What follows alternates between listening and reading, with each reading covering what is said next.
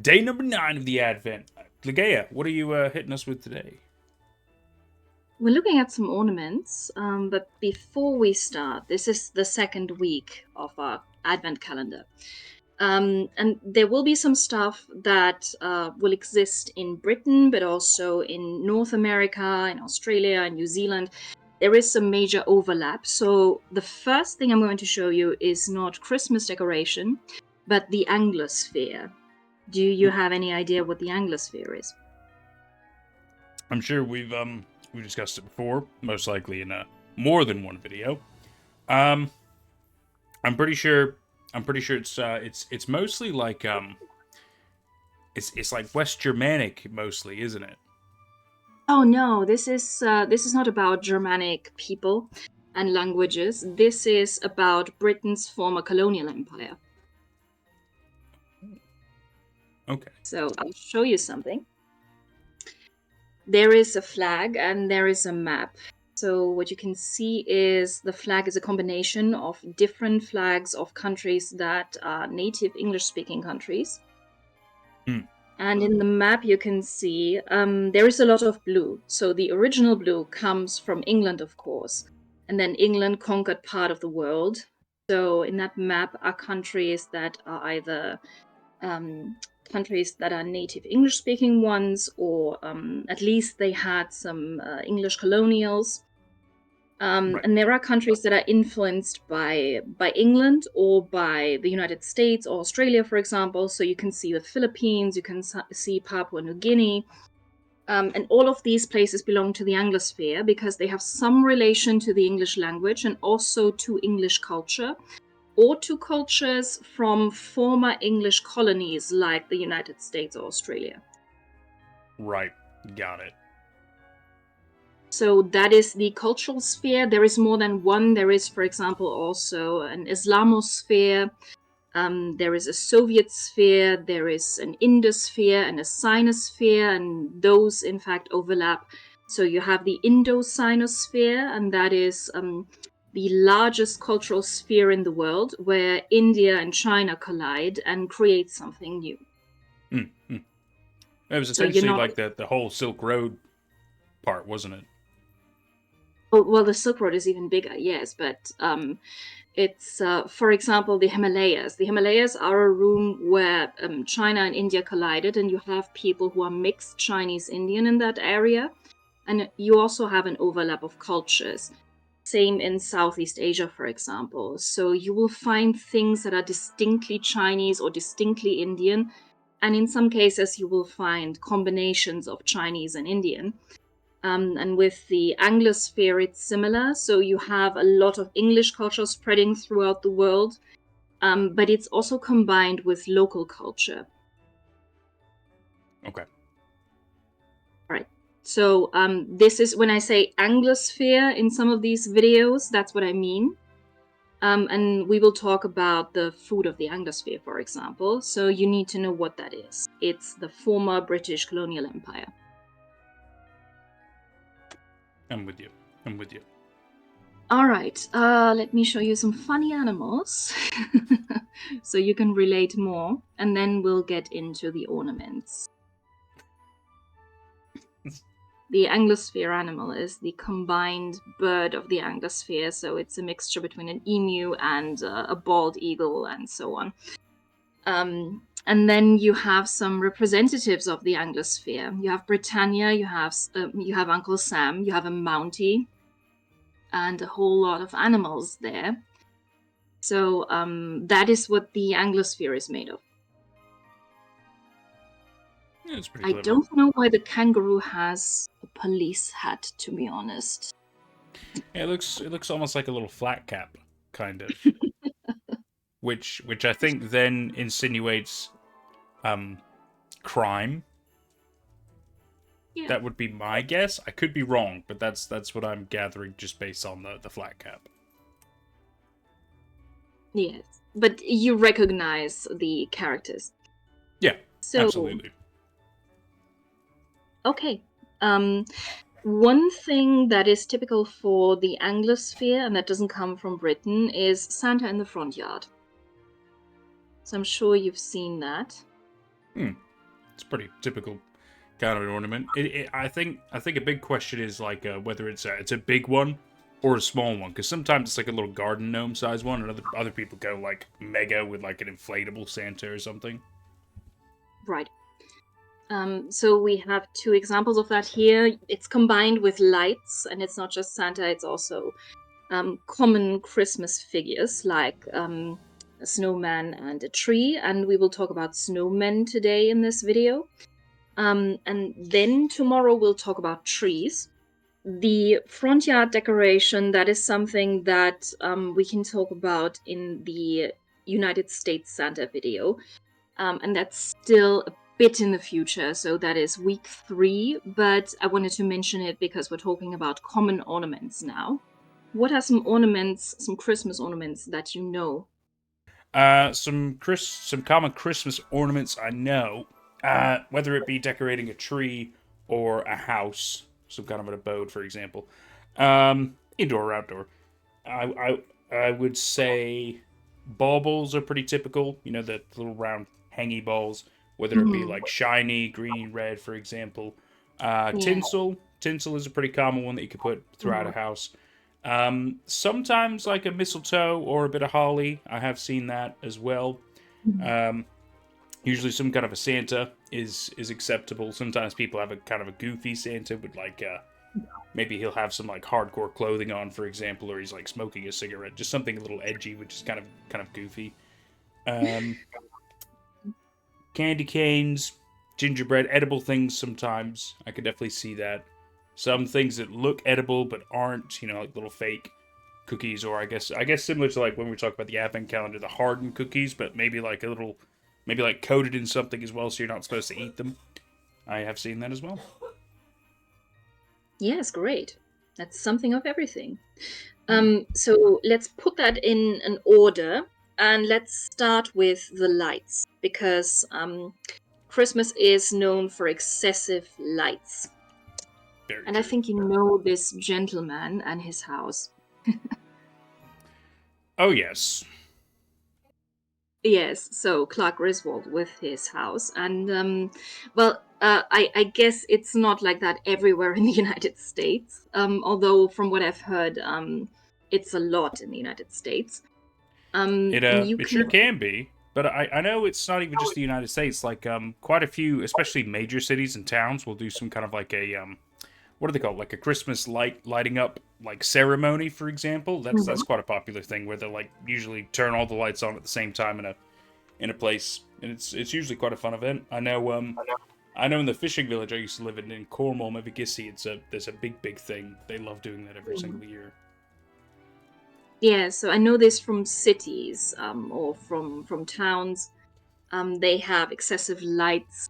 It's usually in combination with some sort of Christmas market.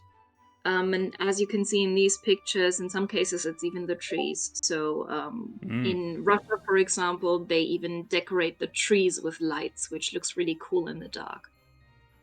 it really does. It's a nice touch whenever they go all out like that. You know, it's just something nice, right? It just does make you feel like you're in the festive mood.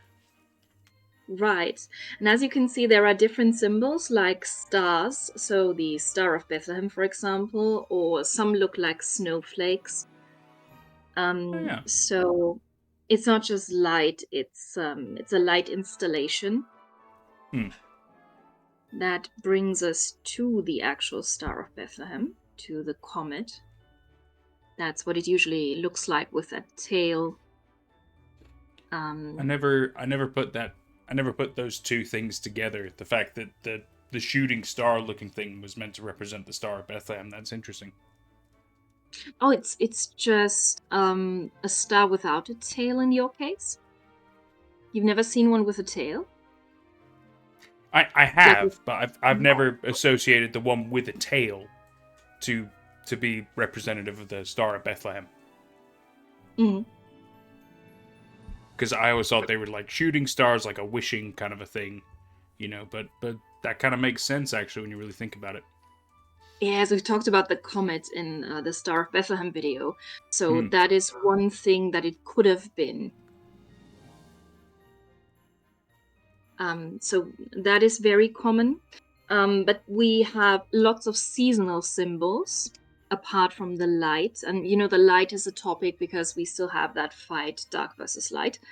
And that goes through the whole period of Christmas celebrations to fight the darkness of winter and to bring back the light of the new year. So seasonal symbols, for example, are snowmen or snow or ice art, nutcrackers, sleds and sleighs, and snow globes, everything that has to do with winter. And we have something really cool here because snowmen don't just exist in Europe and North America. We also have them in Japan. So, do you know anything about Japanese snow festivals? Japanese snow festivals. Do they make like snow sculptures and things like that? Yes, that is one thing that happens in Sapporo. So, Oh. let me show you where Sapporo is. I was saying Sapporo has a famous beer, if I remember right.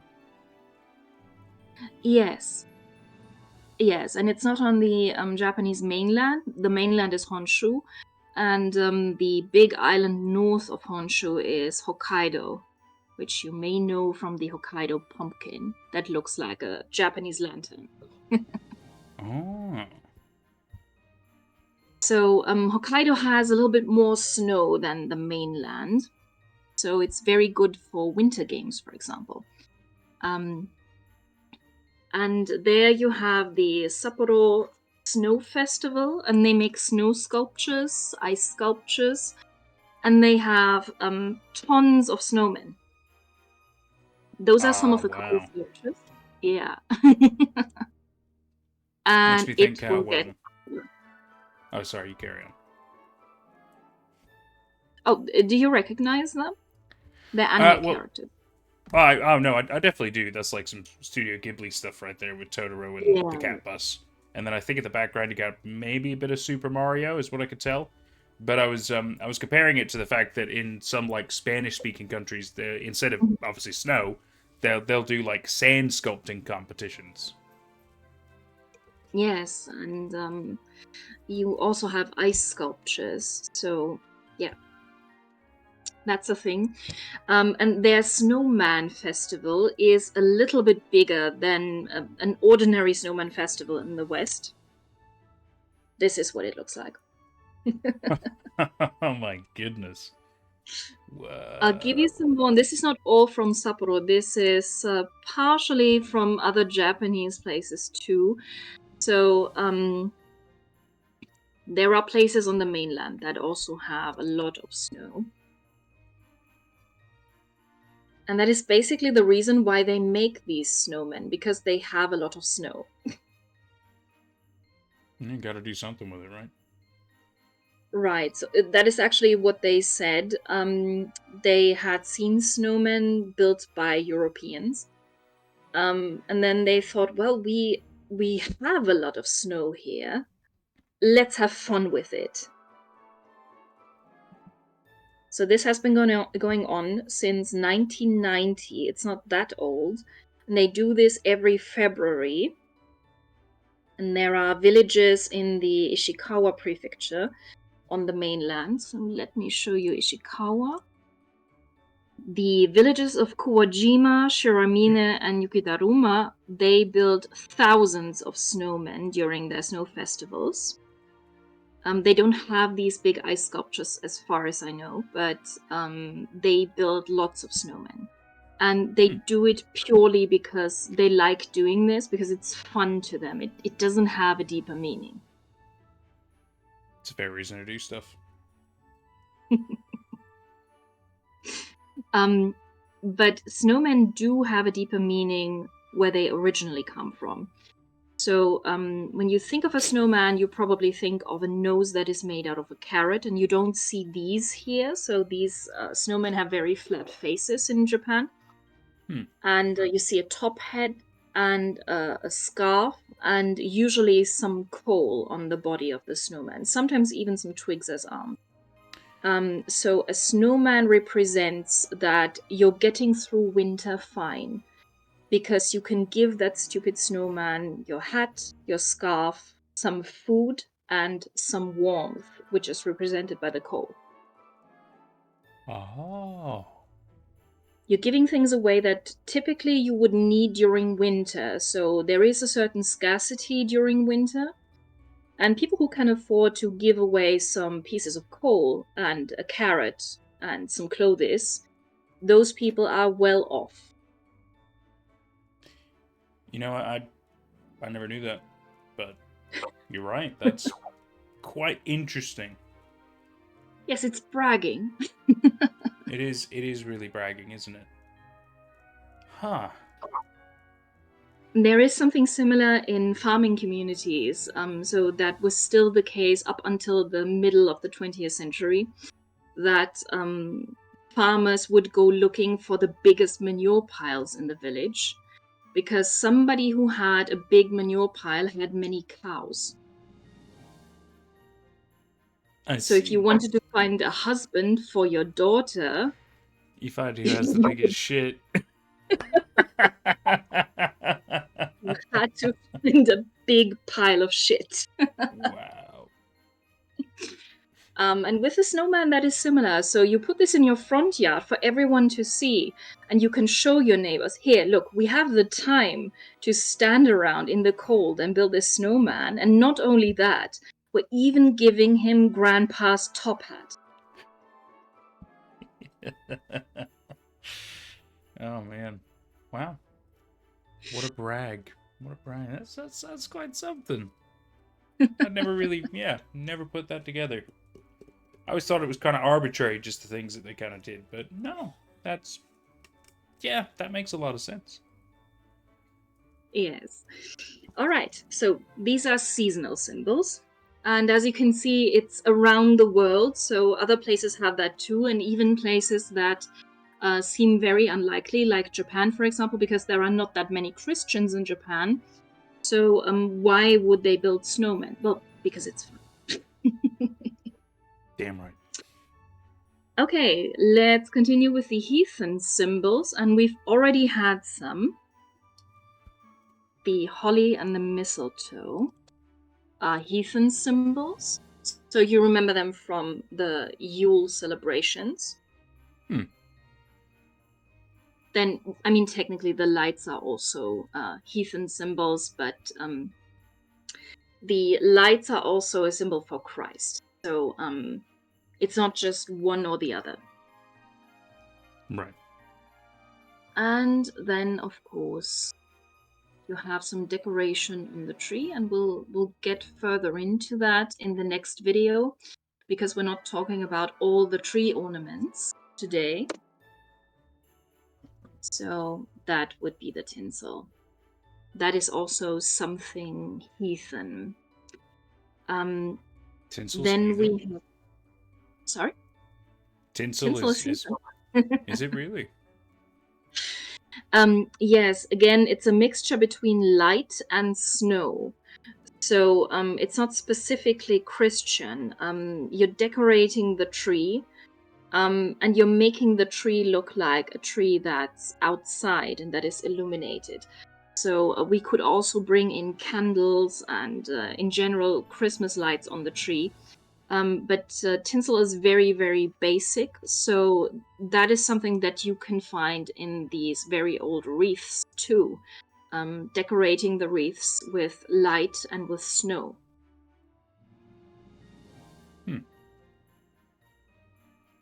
Okay, then let's go to the holiday symbols. And holiday symbols, for example, would be stars. And as you know, we have a huge straw goat coming. Oh yes. So I'll show you the straw stars first. We will talk about the meaning of this straw when we talk about the goat. You can see there are some that are very simple and some that are really elaborate. Yeah. This is something that children can do at home, and it's quite common in the North Germanic areas, but also a bit on the continent, and even in Slavic areas. So straw stars are easy to make, and they're very cheap. and that is one reason why people make straw stars. Okay, but there are others too, of course, made of paper and of other things, so they can also be really, really elaborate. Yes, and it combines the Christian faith, the Star of Bethlehem, with the topic of light that we have throughout. Then we have angels, and we'll talk about angels on the tree. We've already talked about them in the fields with the shepherds. So angels are also a Christmas symbol, of course, just because they're in the nativity scene. Then there are bells, and bells are connected to the church, of course. Of course. And we do have incense. So I'll show you some very basic incense. This is a little incense hat. They're not always sticks. Oh. And there's a whole company that makes these with, well, different scents. They have incense houses. So you put one of these little hats in there, and then the chimney smokes. I like it. And they're insane because this is their factory. This is their headquarters. Well, at least you know it's definitely them. Yes. This is Kottendorf. It's in East Germany, and they produce this stuff. So they produce some that smell like pine, and some that smell like apples, like fried apples. They have all kinds of stuff, and it comes out every year during Christmas season. So usually starts in late November. That you can buy these, and it's really cool with the little houses, but I think it's a bit over the top with a giant hat next to the house. I wonder if it's burnable. I don't hope so. I mean, technically it would be, it just might not smell very good. Who knows what it smells like? Just burning wood. Like a campfire. Right. So, and we're closing with the Yule goat. Oh. That is technically heathen, and it is a holiday symbol. So again, you have some overlap with that. Because of the goat. But a Yule goat. Yes, it's made of straw. Oh man, that's funny. That's real funny. Okay, so we'll go into modern symbols, and modern symbols would of course be these, for example. Ah. Hooves. We'll talk about them when we talk about the American Santa. And I have reindeer too. Big reindeer like this one, made of lights completely. Looks really nice. And then we have some weird stuff like penguins and other polar animals that have also become Christmas animals for some reason. Well, I think it's just because of the North Pole, isn't it? Right, because it's cold. Yeah. Even though I don't think penguins are at the North Pole. Polar bears, I think, are, but I think penguins are South Pole. Antarctica, right? But I guess it's just, like you said, it's the cold ocean. Yes. Okay. So polar animals, obviously, because they have a relation to the cold and the snow, but they still don't have anything to do with Christmas. So I don't quite understand that. There is more stuff that is far more Christmassy. Let me show you another reindeer. These, for example, these guys. Yeah. The small sleds are also part of the Christmas symbols. The small sleds. Does it have anything to do with, like, children playing in the snow? Oh, no, it didn't. Actually, it has to do with child labor. Oh, well, that's far darker than I was thinking. Well, that makes more sense, really. The fact that a lot of history is steeped in darkness. So yeah, that tracks. Yeah. So Child these labor. small sleds, they're called wood sleds, and during winter and before people had central heating in their houses, before they were heating with oil or gas or something like that, Hmm. they had to bring in wood for the winter to have it warm because they all had wood ovens. So they would send a child or maybe multiple children with these little wood sleds out into the forest to collect some wood. And they didn't have to cut down trees, but there was plenty of wood lying around, like some branches that had come down during the autumn storms, for example. And they would collect that, would pack it on the sled, and then pull it home. Okay. Yeah. No. No. Yeah. That makes sense. At least And they that weren't is cutting down the almost trees. that is almost everything that I have. I have one more thing, and I don't think we can show that. Um, I mean, we can show the picture, but I can't say what it's called. This is, and I'm telling you this before you look at it, because you will laugh when you look at it. This is supposed to be Santa Claus with a small Christmas tree.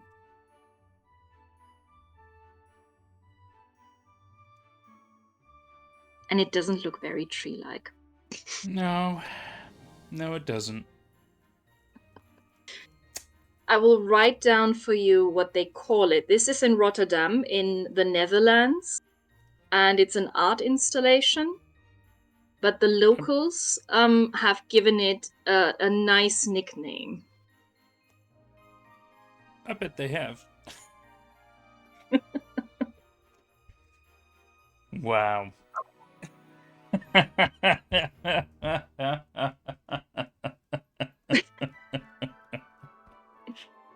I might be clever and just have the text appear on the screen so we don't have to say it. That's funny though. That's funny. I don't know. Technically, it's Christmas decoration, but Yeah, you know, it's just taken in the wrong context because it doesn't quite look like it.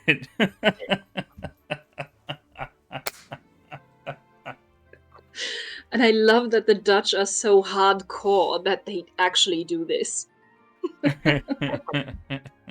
They knew what they were doing.